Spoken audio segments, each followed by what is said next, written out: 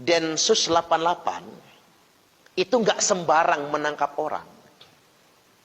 Detasemen khusus anti teror itu menangkap orang itu pakai prosedur yang sangat cermat. Dan sudah ada pembuktian pendahuluan yang sangat akurat sekali, Pak. Dan itu bisa dibuktikan di pengadilan. Banyak kan yang beredar di media sosial itu seakan-akan Densus zalim tanpa bukti. Padahal itu buktinya sangat kuat di pengadilan. Terutama terkait dengan penyandang dana terorisme. Karena yang ditangkap itu terkait dengan jamaah Islamiyah. Dan sudah jelas bukti transfernya. Apa yang dilakukan terhadap itu semua. Dan begini, Densus 88 itu kalau nangkep orang itu bukan baru tahu kayak kita nangkep begal motor. Kita nangkep begal motor ketika dia sedang menjebol kunci motor misalnya, kemudian ketahuan lalu kita tangkap, bukan begitu. Tapi memang sudah dikuntit sejak jauh-jauh hari.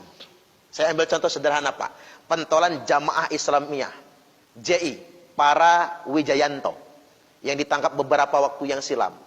Itu dikuntit oleh petugas sejak dia umur 23 tahun. Sejak umur 23 tahun diintai, diikuti, diawasi tanpa sepengetahuan dia, tapi baru ditangkap di umur 47 tahun. Jadi butuh waktu berapa itu?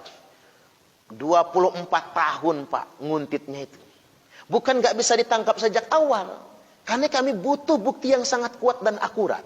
Kata Densus 88. Sama kayak yang baru ditangkap itu. Itu bukan baru ketahuan kemarin-kemarin. Bukan. Memang sudah lama dipersiapkan. Diawasi dulu. Siapa tahu mereka bisa berubah. Siapa tahu dia bertobat. Karena gelarnya ustadz kan. Tapi lama-kelamaan kok makin jadi. Malah dia jadi mentor. Terhadap ustadz-ustadz yang baru di jamaah Islamiyah. Malah semakin mengkristal. Anti NKRI, ini nggak bisa dibiarkan lagi.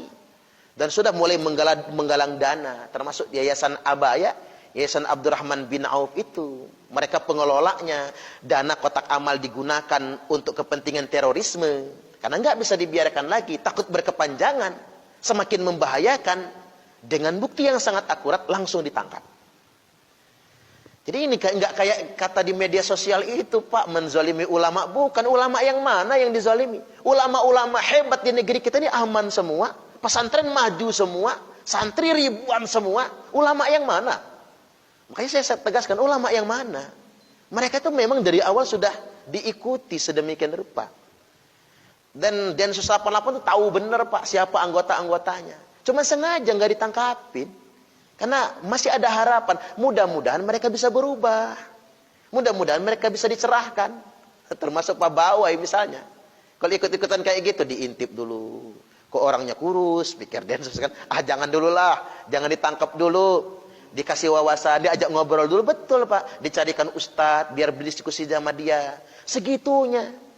Nggak sembarangan Densus 88 itu menangkap. Orang main fitnah saja. Kayak kemarin muncul fitnah. Densus 88 mencederai kehormatan muslimah. Masuk ke kamar santri, santrinya belum pakai baju katanya, Pak. Itu kan narasi. Dan bahkan ngomong di televisi kan, diwawancara. Santri-santri masuk kamar-kamar santri. Syukurnya, Pak, Densus 88 punya videonya waktu penggeledahan. Sopan banget, mohon izin ya, Bu. Kami melaksanakan perintah undang-undang, ini surat perintahnya, kami akan menggeledah, dan sama sekali tidak masuk kamar santri. Tuh, coba kalau nggak ada videonya, Pak, se-Indonesia orang akan